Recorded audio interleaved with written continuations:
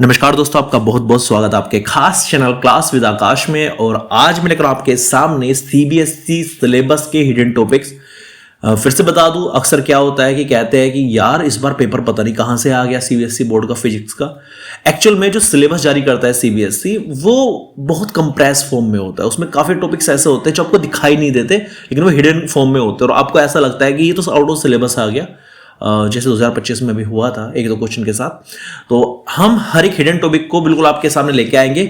और यहां ध्यान रखना, जिसके सामने ये लिखा हुआ है इसका मतलब है रेटिंग हम दे रहे हैं 5 में से आउट ऑफ 5 में से, और कितनी रेटिंग दे रही है वो यहां पे लिखा हुआ है। ये 5 में से 1 रेटिंग का क्वेश्चन है, तो मतलब आने की संभावनाएं बहुत कम है। जिसकी 5 में से 5 रेटिंग है, समझो उसके आने की बहुत संभावना है, बिल्कुल आने को तैयार बैठा है बोर्ड के एग्जाम में। और इसकी रेटिंग 2, 3 की है, वो मॉडरेट है। ठीक है, चलिए शुरू करते हैं आज का कार्यक्रम। तो सबसे पहले जो पहला टॉपिक सीबीएसई सिलेबस में दर्शाया गया हुआ है इलेक्ट्रिक करंट। तो इसके अंदर जो अगर बात करें डेफिनेशन की, प्रॉपर फॉर्मूले की, जो I = K/T है, और यूनिट की जो एम्पियर है या डेफिनेशन ऑफ 1 एम्पियर है, तो उसकी जो इंपॉर्टेंस है वो लगभग 1 है, मतलब 5 में से 1 है। बहुत कम आने की संभावना, इलेक्ट्रिक करंट की डेफिनेशन फॉर्मूला यूनिट आने की संभावना बिल्कुल नहीं है। वही हम बात करें न्यूमेरिकल्स की, जिसमें आपको ग्राफ वाले न्यूमेरिकल्स देखने को मिल सकते हैं। QT ऐसे दे दिया, स्लोप आपको फाइंड करना हो सकता है, ठीक है ना, या इंटीग्रेशन का क्वेश्चन दे दिया, QDT करके इस टाइप से दे दिया, IDT करके दे दिया, करंट निकालना होता है। तो मॉडरेट संभावना है ऐसे न्यूमेरिकल आने की। तो ग्राफ वाले न्यूमेरिकल है करंट के, और जो चार्ज इंटीग्रेशन वाले न्यूमेरिकल है, इंटीग्रेशन रिलेटेड न्यूमेरिकल है, उनको आप जरूर करके जाइएगा। मॉडरेट संभावना है उनके आने की। बात करें दूसरा टॉपिक है जो आपके सिलेबस में सीबीएसई में, वो है flow of electric charges in metallic conductor. Actual में जो इलेक्ट्रिक कंडक्टर होते हैं उसमें जो फ्री इलेक्ट्रॉन्स मूव करते हैं, उसके बारे में जो थ्योरी है, तो इसमें आपको केवल एक बेसिक नॉलेज रिक्वायर्ड है कॉन्सेप्चुअल क्वेश्चन को करने के लिए। अदरवाइज इसको पढ़ने की कोई आवश्यकता नहीं है। ठीक है, अगर आपको जानना है क्या है ये चीज, आप कमेंट कर सकते हैं, हम इसके लिए एक अलग से वीडियो बना देंगे। इसके बाद बात करते हैं, अगला जो टॉपिक है वो है ड्रिफ्ट वेलोसिटी।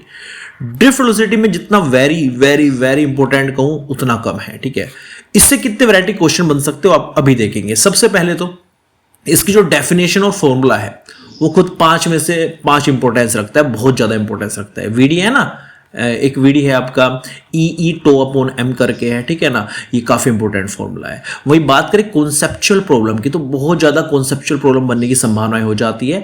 जैसे VD प्रोपोर्शनल टू E है, वो कह देगा हम ड्रिफ्ट वेलोसिटी बढ़ा, इलेक्ट्रिक फील्ड बढ़ा दे तो ड्रिफ्ट वेलोसिटी पे क्या इफेक्ट पड़ेगा, बढ़ जाएगा, डायरेक्टली प्रोपोर्शनल है। रिलेक्सेशन टाइम पे क्या इफेक्ट पड़ेगा, वो सब चीजें आप देख सकते हैं। इसके अंदर कॉन्सेप्चुअल प्रॉब्लम इस फॉर्मूले से बन सकती है, ड्रिफ्ट वेलोसिटी के जितने कॉन्सेप्ट है उनसे बन सकती है। बहुत ज्यादा इंपॉर्टेंस रखता है ये, मतलब मेन चीज शुरू हुई है चैप्टर की यहां से। वही बात करें डेरिवेशन ऑफ VD = E/τ/m, ये है TAU। तो जो ये वाला फॉर्मूला इसका डेरिवेशन कैसे हुआ है वो चीज आपको पता होना चाहिए। एवरेज वेलोसिटी शुरुआत में 0 थी, फिर VD आपने एवरेज वेलोसिटी की, प्रॉपर डेरिवेशन है, अच्छा खासा डेरिवेशन है। ट्रिक की आपको समझना है तो कमेंट करना, हम बता देंगे इसका भी इलाज। तो डेरिवेशन वो तैयार करके जाना, E/τ/m वाला। एक relation between velocity, drift velocity and relaxation time, यही क्वेश्चन है, ध्यान रखना। लैंग्वेज 2 है, VD जो फॉर्मूला है ना E/τ/m, यही फॉर्मूला है ड्रिफ्ट वेलोसिटी का डेरिवेशन, और यही फॉर्मूला है ड्रिफ्ट वेलोसिटी और रिलैक्सेशन टाइम में रिलेशन, और यही फॉर्मूला है ड्रिफ्ट वेलोसिटी और इलेक्ट्रिक फील्ड में रिलेशन। तो कुछ भी लैंग्वेज बन के आ सकती है, तो फॉर्मूला यही डेराइव करना है आपको। वही बात करें, इससे कॉन्सेप्चुअल प्रॉब्लम बनने की काफी संभावनाएं होती है। और वही न्यूमेरिकल्स की बात करें, न्यूमेरिकल्स भी सीधे से आपको यहां से देखने को मिलते हैं। इंपॉर्टेंस 5 में से 5 के दूंगा। देखो इसका हर एक टॉपिक 5 में से 5 इंपॉर्टेंस रखता है, तो आप देखिएगा कितने वैरायटी क्वेश्चन यहां पे बन सकते हैं। अगला जो डेरिवेशन है इसमें वो है डेरिवेशन ऑफ I = NEAVD। तो ये भी काफी अच्छा खासा इंपॉर्टेंट है।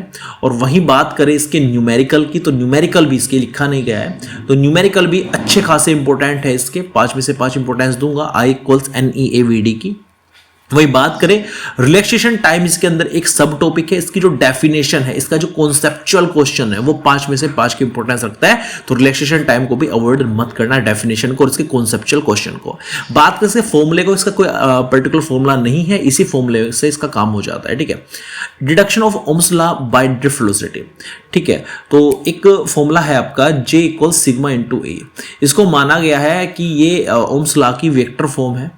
ठीक है, वेक्टर फॉर्म माना गया है। एक तो ये आ सकता है, या फिर डिडक्शन ऑफ ड्रिफ्ट वेलोसिटी से ओम्स लॉ का डिडक्शन करना, मतलब आपने ये फॉर्मूला लेके चलना है और इस फॉर्मूले से आपको लास्ट में आई वी इक्वल्स आई आर पे जाके पहुंचना है। तो इस टाइप का क्वेश्चन भी आपका बन सकता है। इसका प्रॉपर एक डेरिवेशन है, ओम्स लॉ को डिटेक्ट करना by the help of drift velocity formula. ठीक है, वही बात करें relation between J sigma and E, इससे दो टाइप की वैरायटी बनती है। पहला तो ये वेक्टर फॉर्म भी है, जे इक्वल सिग्मा इनटू ई, मैं बता चुका हूं क्या है, एक वेक्टर फॉर्म है ओम्स लॉ की। और ये नॉर्मल भी कह सकता है कि जे सिग्मा और ई में रिलेशन डेराइव करो तो दोनों डायरेक्शन काफी महत्वपूर्ण हो जाते हैं।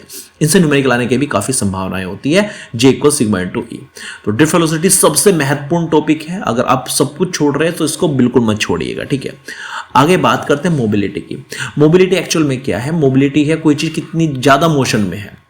तो इसकी डेफिनेशन, इसका फॉर्मूला, और इसका जो फॉर्मूला होता है mu equal to V D upon E होता है, मतलब कि it is the drift velocity per unit electric field. तो उसका फॉर्मूला याद होना चाहिए, डेफिनेशन और प्रॉपर यूनिट इसकी याद होनी चाहिए आपको। ठीक है, 5 में से 5 इंपोर्टेंस ही रखता है। वही इसका रिलेशन इलेक्ट्रिक फील्ड के साथ, ये आपको दिखाई दे रहा है साफ साफ, वो भी फॉर्मूले में ही कवर हो जाता है, तो ये भी आपको याद होना चाहिए।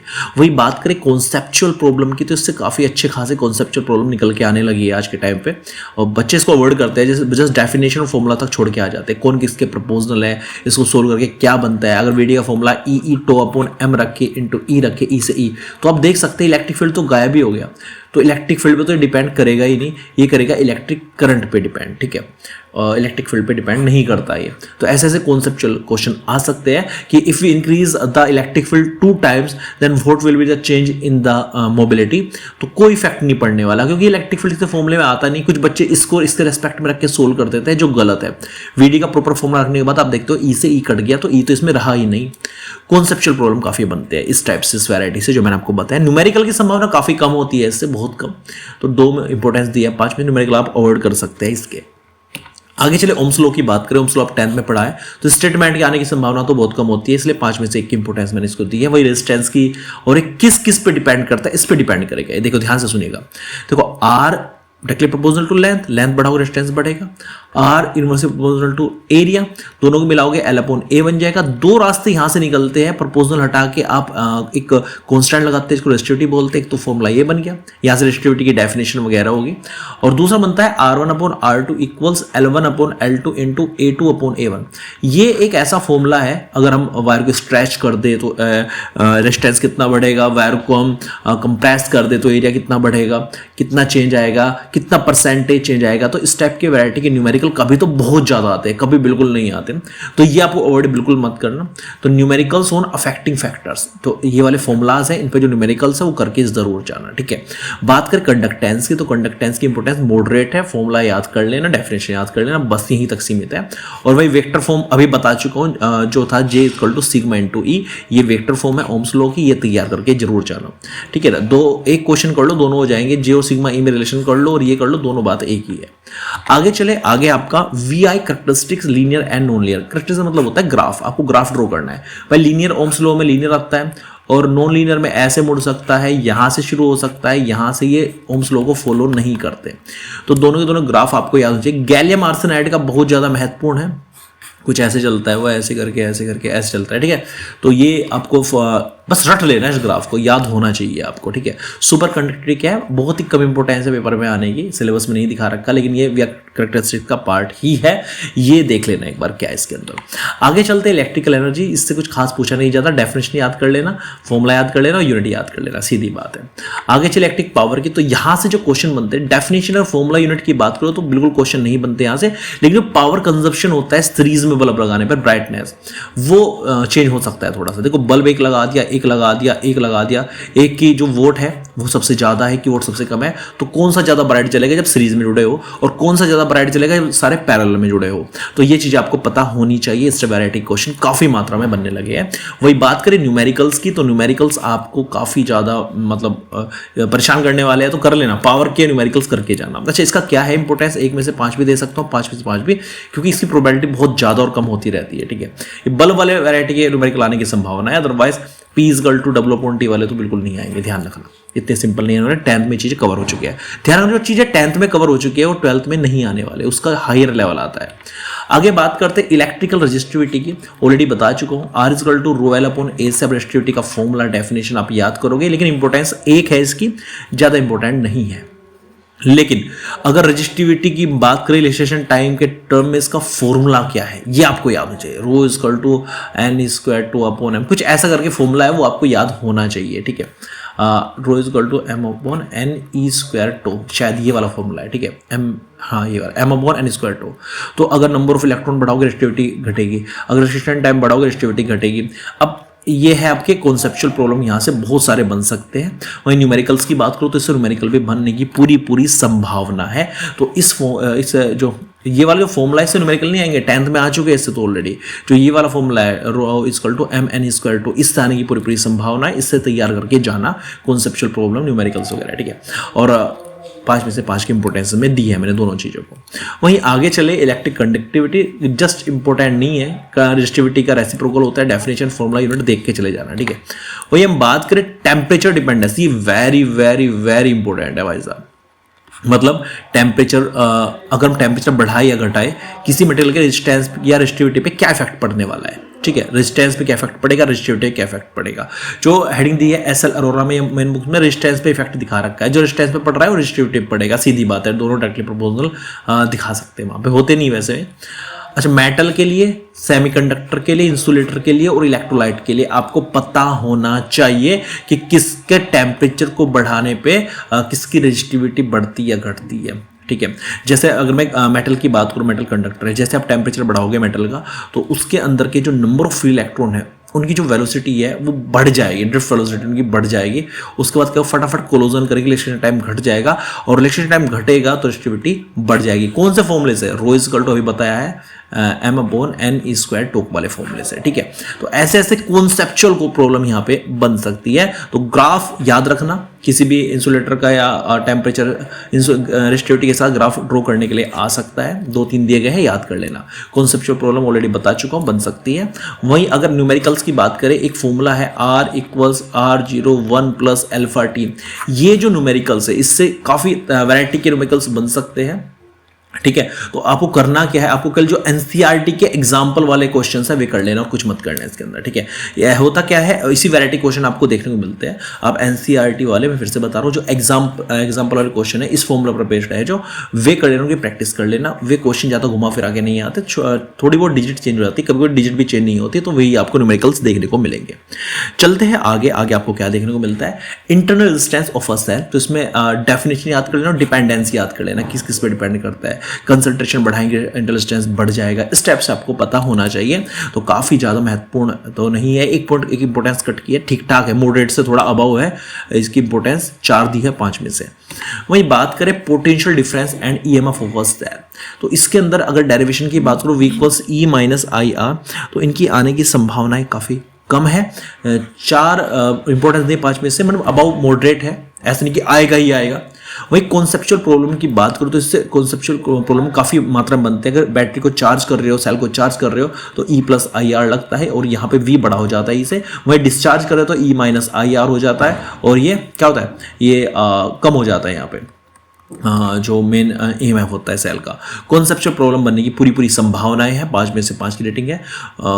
इंपॉर्टेंस है। करैक्टरिस्टिक्स की बात करें, ग्राफ्स है EMF के रेजिस्टेंस के बीच में, पोटेंशियल, टर्मिनल पोटेंशियल और रेजिस्टेंस के बीच में, और V और I के बीच में। ये ओम्स लॉ वाला V और I नहीं है, इस बात का ध्यान रखना। ऐसा नहीं कि आपने सीधा ही खींच दिया, ये थोड़ा सा ग्राफ आप याद करके जाना। 5 में से 5 इंपॉर्टेंस ये रखता है। पुरानी जो SL अरोरा की बुक है उनमें ग्राफ नहीं है, नई बुक्स जो है उसमें दिया गया है, ठीक है।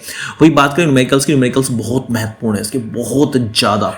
2 इक्वेशन बन सकती है, I पूछ लेगा, स्मॉल r पूछ लेगा, तो ये स्मॉल r है, थोड़ा इसका ध्यान रखना। ये इंटरनल रेजिस्टेंस है, एक्सटर्नल ये नहीं है, ठीक है।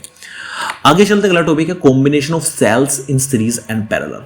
तो जो सेल्स है अगर उन्हें सीरीज में जोड़ेंगे तो नेट इंटरनल रेजिस्टेंस कितना आएगा, नेट EMF कितना आएगा, वो आपको पता होना चाहिए। पैरेलल में कितना आएगा, तो वो अच्छी खासी इंपॉर्टेंस ही रखता है 4 वाली। न्यूमेरिकल की बात करूँ, न्यूमेरिकल आने की भी पूरी संभावनाएं हो सकती है इसके अंदर, बहुत ज़्यादा। इसके न्यूमेरिकल कनेक्शन की याद कर लेना, पैरेलल में और सीरीज में। मैक्सिमम करंट कंडीशन, यानी सीरीज में कब जोड़ना चाहिए, पैरेलल में कब जोड़ना चाहिए, मैक्सिमम करंट कंडीशन आपको तैयार करनी है, ठीक है। अब आगे बात करते हैं किरचॉफ रूल की, very very very very important. तो स्टेटमेंट याद कर लेना दोनों रूल का, एक तो जंक्शन रूल है, एक लूप रूल है, दोनों याद कर लेना फॉर्मूला के साथ। 5 में से 5 की इंपॉर्टेंस है। वहीं हम बात करें न्यूमेरिकल्स की, वे भी काफी ज्यादा महत्वपूर्ण है, कर लेना।